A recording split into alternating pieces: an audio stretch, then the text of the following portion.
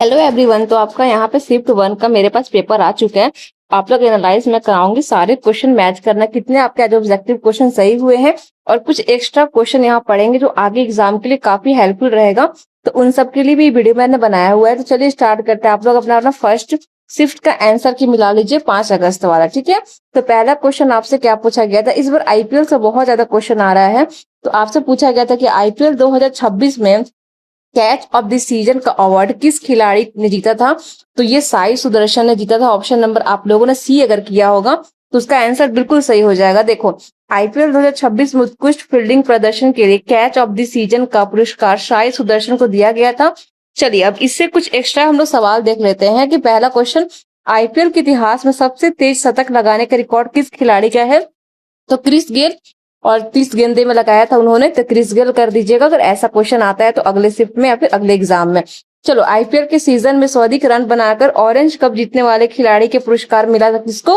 तो orange cup मिला था नकद पुरस्कार, ठीक है। ऑरेंज कप का पुरस्कार मिलता है तो ये ऑरेंज कप हो जाएगा एवं नकद पुरस्कार इसको बोलते हैं। और थर्ड नंबर क्वेश्चन आता है इससे रिलेटेड आईपीएल से कि आईपीएल 2026 की विजेता टीम कौन सी रही है 26 में। तो आरसीबी, रॉयल चैलेंजर बैंगलोर, ठीक है। चलिए नेक्स्ट क्वेश्चन देखते हैं कि आपको सेकंड क्वेश्चन क्या आया था। विंटर ओलंपिक 2026 में पदक तालिका में शीर्ष स्थान पर किसने हासिल किया था। तो नावे ने किया था। ऑप्शन नंबर बी करेक्ट कर दीजिएगा। देखो, शीतकालिक ओलंपिक का आयोजन मिलान कोटे इटली में हुआ था जिसमें नावे ने सर्वाधिक तालिया में शीर्ष स्थान प्राप्त किया था। तो ऑप्शन नंबर जिन्होंने बी नावे पे लगाया होगा बिल्कुल उसका आंसर सही हो जाएगा। इससे कुछ क्वेश्चन देखते हैं कि विंटर ओलंपिक्स 2026 के आयोजन किस देश में किया गया था। अगर ये क्वेश्चन आता है नेक्स्ट शिफ्ट में तो आप लोग इटली में लगा लीजिएगा। और फिर ये क्वेश्चन अगर आता है कि ग्रीष्मकालीन ओलंपिक 2028 का आयोजन कहाँ किया जाएगा। तो लॉस एंजेलिस यानी कि अमेरिका यूएसए में लगा दीजिएगा। थर्ड क्वेश्चन इससे क्या बनता है कि अंतर्राष्ट्रीय ओलंपिक समिति का मुख्यालय कहाँ स्थित है। लुसाने स्विट्जरलैंड में है। आप लोग अगर ऐसा क्वेश्चन आता तो लगा दीजिएगा, याद रखिएगा। आपसे थर्ड क्वेश्चन क्या पूछा गया था कि भारत और अमेरिका की सेना ने 16वें संयुक्त अभ्यास ब्रज प्रहार 2026 कहाँ शुरू किया था। तो राजस्थान में। अगर जिन्होंने राजस्थान किया होगा उसका आंसर बिल्कुल सही हो जाएगा। तो यहाँ पे कुछ क्वेश्चन हम लोग देख लेते हैं इससे, इस टॉपिक से रिलेटेड कि भारत और अमेरिका के बीच आयोजित होने वाले प्रमुख थल सेना अभ्यास का नाम क्या है। तो युद्ध अभ्यास नाम है, ठीक है। सेकंड क्वेश्चन देखो, मलाबार नौसैन्य अभ्यास भारत और अमेरिका के अलावा कौन से 2 देश शामिल है। तो जापान और ऑस्ट्रेलिया, याद रखिएगा। थर्ड क्वेश्चन क्या बनता है कि भारत और फ्रांस की वायु सेना के बीच कौन सा अभ्यास आयोजित होता है। तो गरुड़ इसका नाम है, याद रखिएगा, ठीक है। चलिए आ जाते हैं फोर्थ नंबर क्वेश्चन पे। यदि तापमान में वृद्धि की जाए तो ठोस के कणों की गतिज ऊर्जा में क्या परिवर्तन होगा। तो गतिज ऊर्जा में वृद्धि होगी, ठीक है। वृद्धि होगी लगा दीजिए, गतिज ऊर्जा में वृद्धि होगी। अब इससे रिलेटेड कुछ क्वेश्चन देख लेते हैं कि परम शून्य तापमान यानी कि एब्सोल्यूट जीरो टेम्परेचर का मान कितना होता है। तो आप लोग लगा दीजिएगा यहाँ पे 273.15 डिग्री सेल्सियस या 0 केल्विन, ठीक है। और सेकंड क्वेश्चन क्या बनता है, ठोस के सीधे गैस में बदलना कौन सी प्रक्रिया कहलाती है। तो इस प्रक्रिया का नाम है सब्लिमेशन यानी कि ऊर्ध्वपातन, ठीक है। क्वेश्चन नंबर थर्ड देखिए, किस तापमान पर सेल्सियस और फ़ारेनहाइट स्केल का मान समान होता है। तो -40 डिग्री हो जाएगा। चलिए नेक्स्ट क्वेश्चन क्या पूछा गया था 5 नंबर आपसे कि भारतीय सेना ने टेस्ला 10 एयर डिफेंस मिसाइलों का सफल परीक्षण कहाँ किया था। तो उड़ीसा में किया था, ठीक है। उड़ीसा राज्य में किया था। अब इससे रिलेटेड कुछ क्वेश्चन देख लेते हैं हम लोग। भारत की सतह से हवा में मार करने वाली आकाश मिसाइल की मारक क्षमता कितनी है। तो लगभग 25 से 30 किलोमीटर हो जाएगी। सेकंड नंबर क्वेश्चन देखिए, डीआरडीओ द्वारा विकसित भारत की पहली स्वदेशी एंटी रेडियस मिसाइल का नाम। तो इसका नाम है रुद्रमन 1, ठीक है। क्या नाम है, रुद्रमन 1 नाम है इसका। क्वेश्चन नंबर देखिए 3 इसी से, एकीकृत निदेशक मिसाइल विकास कार्यक्रम की जनक कौन माने जाते हैं। तो डॉक्टर एपीजे अब्दुल कलाम, याद रखिएगा। चलिए आपसे फर्स्ट शिफ्ट में पूछा गया छठा नंबर क्वेश्चन है, केचुस और जो उत्सुकता किस अंक के द्वारा होता है। तो नेफ्रिडा के द्वारा, ठीक है। नेफ्रिडा लगा दीजिएगा, ऑप्शन नंबर 1 करेक्ट हो जाएगा। चलिए जिन्होंने लगाया उनका सही हो जाएगा। इस टॉपिक से रिलेटेड कुछ क्वेश्चन देखते हैं। कॉकरोच, तिलचट्टे और कीटों में मुख्य उत्सर्जी अंग क्या होता है। तो इसको बोलते हैं मेलफिगी नालिका, ठीक है। 2 देखो, चपटे कृमि में उत्सर्जन की कोशिका द्वारा होता है। तो ज्वाला कोशिकाएं, फ्लेम सेल्स हो जाएगा। थर्ड क्या बनेगा क्वेश्चन, केचुए में श्वसन क्रिया के अंग से माध्यम होती है। तो नम त्वचा, मॉइस्चराइज स्किन हो जाएगा। चलिए अब आपसे 7 नंबर क्वेश्चन क्या पूछा गया था, आप लोग ध्यान दो कि भारतीय फिल्म बुंग को बेस्ट बच्चों और फैमिली फिल्म की श्रेणी में बप्ता अवार्ड मिलना किस फिल्म का संबंध है? तो ये मणिपुरी हो जाएगा। ऑप्शन नंबर बी करेक्ट कर दीजिएगा, मणिपुरी। ठीक है, अब अवार्ड से प्रश्न में कुछ देख लेते हैं ताकि आपका नेक्स्ट शिफ्ट के लिए बहुत ज्यादा ये काम आएगा। तो भारत का सर्वोत्तम सिनेमा पुरस्कार कौन सा है? तो दादा साहेब फाल्के पुरस्कार हो जाएगा। और यहाँ पे पूछ रहा है 96वें ऑस्कर पुरस्कारों में सर्वश्रेष्ठ यानी कि बेस्ट फिल्म का पुरस्कार किसे मिला था? तो अपने हाइमर को। और थर्ड क्वेश्चन क्या बनता है कि भारतीय संविधान के 8वीं अनुसूची सम्मिलित मणिपुर भाषा को किस संविधान संशोधन द्वारा जोड़ा गया? तो 71वें संविधान संशोधन और 1952। ठीक है, चलिए आते हैं 8 नंबर क्वेश्चन। आपसे क्या पूछा गया था फर्स्ट शिफ्ट में कि निम्नलिखित में से कौन सी प्रक्रिया अर्धसूत्री कोशिका विभाजन के सबसे विशिष्ट उद्देश्य का निरूपण करती है? तो अगर जिन्होंने प्रजनन में लगाया होगा उसका बिल्कुल करेक्ट हो जाएगा आंसर ऑप्शन नंबर बी पे। ठीक है, चलिए इससे रिलेटेड कुछ क्वेश्चन देख लेते हैं क्या बनता है। कायिका कोशिका में शरीर की वृद्धि से मरम्मत हेतु कौन सी कोशिका विभाजन होती है? समश्रुति विभाजन हो जाएगा। सेकंड नंबर क्या पूछता है कि अर्धसूत्री विभाजन कौन सी ओवर किस अवस्था में होती है? तो फैक्टिन हो जाएगा, फैक्टिन अवस्था में। और थर्ड क्वेश्चन क्या बनता है कि मानव शरीर की दृढ़ गुणित कोशिकाओं में गुणसूत्र की संख्या होती है? तो 46 और 23 जोड़े होते हैं। ठीक है, क्वेश्चन आता है तो ये कर दीजिएगा। आपका पूछा गया था फर्स्ट शीट में ये 9 नंबर वाला क्वेश्चन क्या पूछता था कि पश्चिम एशिया में तनाव के बीच भारतीय जहाजों की सुरक्षित आवाजाही के लिए नौसेना से कौन सा अभियान शुरू किया गया था? तो ऑपरेशन संकल्प। ठीक है, ऑपरेशन संकल्प जिन्होंने लगाया होगा बिल्कुल उसका आंसर सही हो जाएगा। कुछ एक्स्ट्रा क्वेश्चन देख लीजिए। यूक्रेन से भारतीय नागरिकों के सुरक्षित वापस लाने के लिए भारत सरकार द्वारा कौन सा ऑपरेशन चलाया गया था? इस ऑपरेशन का नाम है ऑपरेशन गंगा। ठीक है, सेकंड नंबर क्वेश्चन देखो, इजराइल हमास युद्ध के इजराइल के भारतीयों को निकालने के लिए चलाया गया अभियान कौन सा था? तो इस अभियान का नाम था ऑपरेशन अजय। ठीक है, थर्ड क्वेश्चन देखिए, 1984 में सियाचिन ग्लेशियर की पर नियंत्रण स्थापित करने के लिए भारतीय सेना ने ऑपरेशन कौन सा था? इस ऑपरेशन का नाम था ऑपरेशन मेघदूत। ठीक है, चलिए अब नेक्स्ट क्वेश्चन 10 क्या आया था आपके सामने कि एक माली बेहतर फल देने वाले मजबूत पौधे को उगाना चाहता है, उसे किस परागण विधि का उपयोग करना चाहिए? तो उसे करना चाहिए पर परागण, क्रॉस पॉलिनेशन का उसको क्या करना चाहिए? उपयोग करना चाहिए। ठीक है, चलिए इससे रिलेटेड कुछ क्वेश्चन देखते हैं कि पौधों में परागणों के पुंकेसर से वित्रहार का स्थानांतरण क्या कहलाता है? तो परागण कहलाता है। ठीक है, सेकंड नंबर देखते हैं, वायु द्वारा होने वाले परागण वैज्ञानिक भाषा में क्या कहा जाता है? तो एनोमोफिली इसको बोलते हैं। थर्ड देखते हैं, फूल का नर जनन क्या कहलाता है? मतलब पार्ट इसका मेल रिप्रोडक्टिव पार्ट जो होता है तो उसको बोलते हैं पुंकेसर। ठीक है, पुंकेसर इसको बोलते हैं। अब 11 नंबर क्वेश्चन देखते हैं क्या है। पूछा गया था कि भारतीय वायुसेना ने स्वदेशी रूप से विकसित हेलीकॉप्टर लॉन्च ड्रोन प्रोजेक्ट के तहत कौन सा परियोजना शुरू किया था? तो वायु बाण परियोजना। अगर जिन्होंने बी पे लगाया होगा उनका आंसर सही हो जाएगा। चलिए इससे रिलेटेड कुछ क्वेश्चन देख लेते हैं कि भारत के पहले स्वदेशी हल्के लड़ाकू हेलीकॉप्टर जो LCH था का नाम क्या है? तो प्रचंड, याद रखिएगा। देखिए भारत विकसित स्वदेशी हल्के लड़ाकू विमान LCA का नाम तो तेजस। और थर्ड देखिए, भारतीय वायुसेना की स्थापना कब हुई थी? 8 अक्टूबर 1932 में। चलिए आपसे पूछा गया था 12 नंबर क्वेश्चन, 11वें रायसीना संविधान के मुख्य अतिथि किस देश के हैं? तो फिनलैंड। जिन्होंने लगाया होगा ऑप्शन नंबर बी पे उसका आंसर बिल्कुल सही होगा। चलिए इससे रिलेटेड कुछ क्वेश्चन देखिए, रायसीना डायलॉग का आयोजन किस मंत्रालय द्वारा ओवरवर्स रिजर्व फाउंडेशन के सहयोग से किया जाता है? तो विदेश मंत्रालय हो जाएगा, मिनिस्ट्री ऑफ एक्सटर्नल अफेयर्स कर दीजिएगा तो क्वेश्चन आता है नेक्स्ट में। तो सेकंड क्या पूछता है कि फिनलैंड की राजधानी का नाम तो हेलसिंकी हो जाएगा। हाल ही में नाटो के 31वें सदस्य बनने वाला देश तो फिनलैंड हो जाएगा। ठीक है, चलिए आगे बढ़ते हैं, क्वेश्चन नंबर देखते हैं 13 में क्या पूछा गया था कि निम्नलिखित में से कौन सा धातु तनु हाइड्रोक्लोरिक अम्ल से हाइड्रोजन गैस विस्थापित यानी कि डिस्प्लेस नहीं कर सकती है? तो तांबा नहीं कर सकती है। तांबा जिन्होंने लगाया होगा उसका आंसर बिल्कुल सही हो जाएगा ऑप्शन नंबर सी। इससे रिलेटेड कुछ क्वेश्चन देखते हैं, रासायनिक सक्रियता श्रेणी में सबसे अधिक क्रियाशील धातु कौन सी है? तो पेट्रोशियम हो जाएगा और सोडियम हो जाएगा। और कौन सी धातु कमरे के तापमान पर द्रव अवस्था में यानी कि लिक्विड स्टेट में पाई जाती है? तो पारा मरकरी हो जाएगा। लोहे पे जस्ते की परत चढ़ाने की प्रक्रिया को कहा जाता है? तो ग्लेवनीकरण कहते हैं इसको। चलिए आगे बढ़ते हैं, 14 नंबर क्वेश्चन क्या पूछा गया था, भारत और जापान की सेना के बीच ज्वाइंट मिलिट्री एक्सरसाइज धर्म गैसियन कहाँ प्रारंभ हुआ था? तो ये राजस्थान में हुआ था। जिन्होंने राजस्थान में टिक किया होगा उसका सही हो जाएगा। इससे कुछ टॉपिक देख लेते हैं कि भारत और जापान की वायुसेना के बीच कौन सा युद्ध अभ्यास आयोजित किया गया था? तो वीर गैजियन सीन्यू मैंत्री इसको बोलते हैं। भारत और जापान का द्विपक्षीय नौसेना अभ्यास किस नाम से जाना जाता है? तो जेमक्स। ठीक है। जापान की मुद्रा यानी करेंसी का नाम तो यन आएगा, आंसर लगा दीजिएगा यन पे। चलिए आगे बढ़ते हैं। 15 नंबर क्वेश्चन क्या पूछा गया था कि 1556 मैचों के साथ महिला इंटरनेशनल क्रिकेट के सबसे ज्यादा मैच खेलने की उपलब्धि किसने हासिल की थी? तो इनका नाम था हरमनप्रीत कौर। ठीक है, हरमनप्रीत कौर नाम था इनका। ऑप्शन नंबर बी करेक्ट हो जाएगा। चलिए इससे रिलेटेड कुछ क्वेश्चन देख लेते हैं कि अंतरराष्ट्रीय महिला क्रिकेट में 10,000 रन बनाने वाली पहली महिला खिलाड़ी कौन थी? तो इनका नाम था मिताली राज। मिताली राज इनका नाम था। महिला T20 विश्व कप इतिहास में सबसे तेज शतक लगाने वाली भारतीय खिलाड़ी कौन थी? तो हरमनप्रीत कौर इनका नाम है।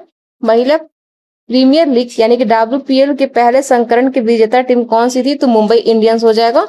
चलिए आगे बढ़ते हैं। 60 नंबर क्वेश्चन क्या पूछा गया था कि वो विशेष उत्तक जिसमें माध्यम से भ्रूण पोषण प्राप्त है उसे निम्नलिखित में से क्या कहा जाता है? इसको कहते हैं प्लेसेंटा। ठीक है। चलिए इससे रिलेटेड कुछ क्वेश्चन देख लीजिए। मानव में निषेचन यानी कि फर्टिलाइजेशन की क्रिया का संपन्न होती है तो फ्लोपियन ट्यूब में। चलिए भ्रूण का गर्भाशय की दीवार से जोड़ना क्या कहलाता है? तो रोपण कहलाता है। प्लेसेंटा द्वारा स्वातित मुख्य गर्भाशय हार्मोन कौन सा है? तो HCG इसको बोलते हैं, ह्यूमन क्लोरीन ग्रोंडियोट्रोप। ठीक है। चलिए अब आगे देखते हैं कि 70 नंबर क्वेश्चन आपसे क्या पूछा गया था कि इंद्रधनुष जो वर्षा के बाद आकाश में दिखाई देने वाला एक प्राकृतिक स्टेपटा है वो मुख्य रूप से सूर्य के प्रकाश पर जल बिंदु को किस क्रिया के कारण होता है? तो ये होता है अपरिवर्तन और परिक्षेप, उसके बाद आंतरिक परिवर्तन और फिर क्या होता है? अंतिम अपवर्तन। ठीक है। तो डी में जिन्होंने लगाया होगा उसका आंसर बिल्कुल सही हो जाएगा। कुछ क्वेश्चन देख लीजिए इससे। श्वेत प्रकाश का प्रिज्म से गुजरने वाला 7 रंगों का विभाजन होने का क्या कहलाता है? तो वन डिफ्यूजन यानी कि डिफ्यूजन ऑफ लाइट कहलाता है। आकाश का नीला रंग दिखाई देना प्रकाश के किस घटना का कारण होता है? तो प्रकाश की परिकरण। चलिए प्राथमिक इंद्रधनुष में बाहर की ओर कौन सा रंग होता है? तो लाल रंग होता है, रेड रंग होता है। चलिए 80 नंबर क्वेश्चन क्या पूछा गया था कि मुंबई के किस खिलाड़ी ने भारत में 93 ग्रैंड मास्टर बनने का गौरव हासिल किया था? तो इनका नाम था आरव डेंगला। ठीक है, आरव डेंगला पे लगा दीजिएगा। इससे रिलेटेड कुछ क्वेश्चन देख लीजिए। भारत के प्रथम शतरंज ग्रैंड मास्टर कौन थे बने थे? तो विश्वनाथ आनंद थे जो 1988 में बने थे। चलिए भारत की पहली महिला ग्रैंड मास्टर कौन थी? तो ये इनका नाम था AS विजयलक्ष्मी। अंतर्राष्ट्रीय शतरंज महासंघ का मुख्यालय कहाँ है? तो लुसाने जो स्विट्जरलैंड में है। चलिए 19 नंबर क्वेश्चन आपसे क्या पूछा गया तो देखते हैं कि राष्ट्रपति द्रौपदी मुर्मू ने लखपति बिटिया इस जो स्कीम था वो सहेली पिंक स्मार्ट कार्ड और मेरी पूंजी मेरा अधिकार योजना कहाँ लॉन्च किया था? तो जयपुर में किया था। ठीक है, जयपुर में किया था। जिन्होंने जयपुर लगाया होगा उसका आंसर बिल्कुल करेक्ट हो जाएगा। इससे रिलेटेड कुछ क्वेश्चन देखो। बेटी बचाओ बेटी पढ़ाओ योजना की शुरुआत हरियाणा के किस स्थान से की गई? तो पानीपत में की गई थी 22 जनवरी 2015 को। लखपति दीदी योजना का मुख्य उद्देश्य तो स्वयं सहायता समूह की महिलाओं को वार्षिक आय 1 लाख से अधिक बनाना। भारत की पहली महिला राष्ट्रपति तो प्रतिभा देवी सिंह पाटिल थी। चलिए 20 नंबर क्वेश्चन क्या आया था आज? निम्नलिखित विकल्पों में से कौन सा सही नहीं है पूछ रहा है। तो किसी तरल दाब में पात्र की आकृति पर निर्भर ये सही नहीं है। बाकी दाब बराबर बल क्षेत्रफल सही है। किसी तरल में दाब की गहराई के साथ बढ़ता है, किसी तरल में दाब की सभी दिशाएं में कार्य करता है। तो ऑप्शन नंबर बी, सी और डी सही है, लेकिन हमारा ए गलत है। ठीक है, तो जिन्होंने ए पे लगाया होगा उसका आंसर आज सही हो जाएगा, एकदम परफेक्ट हो जाएगा। चलिए 21 नंबर क्वेश्चन देखते हैं। इससे रिलेटेड कुछ क्वेश्चन देख लेते हैं। पहले द्रव दाब से संबंधित पास्कल नियम किस यंत्र का प्रयुक्त होता है? तो हाइड्रोलिक ब्रेक और हाइड्रोलिक लिफ्ट हो जाएगा। एसआई पद्धति में दाब का मात्रा होता है तो पास्कल होता है। वायुमंडलीय दाब मापने के लिए किस उपकरण का प्रयोग किया जाता है? तो बैरोमीटर का प्रयोग होता है। अगला आएगा शिफ्ट में तो कर दीजिएगा इसका आंसर। चलिए 21 देखिए। T20 वर्ल्ड कप के इतिहास में मात्र 33 गेंदों के सबसे तेज शतक बनाने वाले खिलाड़ी फिन एलन किस देश से हैं? तो ये न्यूजीलैंड से है। कहाँ से है? न्यूजीलैंड में। जिन्होंने लगाया होगा बिल्कुल सही। क्रिकेट से इतना सारा क्वेश्चन आ रहा है इस बार। चलो 21 देखो। इससे रिलेटेड क्वेश्चन, अंतरराष्ट्रीय T20 क्रिकेट में पहला शतक किस खिलाड़ी ने लगाया था? तो क्रिस गेल लगाया था, वेस्ट इंडीज के प्लेयर हैं। पुरुष T20 विश्व कप का पहला संस्करण 2007 के किस देश ने जीता था? तो भारत ने जीता था। अंतरराष्ट्रीय T20 में सबसे तेज शतक 33 गेंदों में से भी कम ओवरऑल रिकॉर्ड किसका नाम था? तो जन निकोल लोफ्टी इनका नाम है, जिन्होंने क्या किया था? नाविया में 33 गेंदों, साहिल 37 गेंद, ऑस्ट्रेलिया हो जाएगा। चलिए 22 नंबर क्वेश्चन आपसे क्या पूछा गया था कि वृंदावंती वस्त्र से संबंधित कल्चरल म्यूजियम प्रोजेक्ट का शिलान्यास कहाँ किया गया? तो जिन्होंने माजुली पे लगाया होगा बिल्कुल उसका सही हो जाएगा।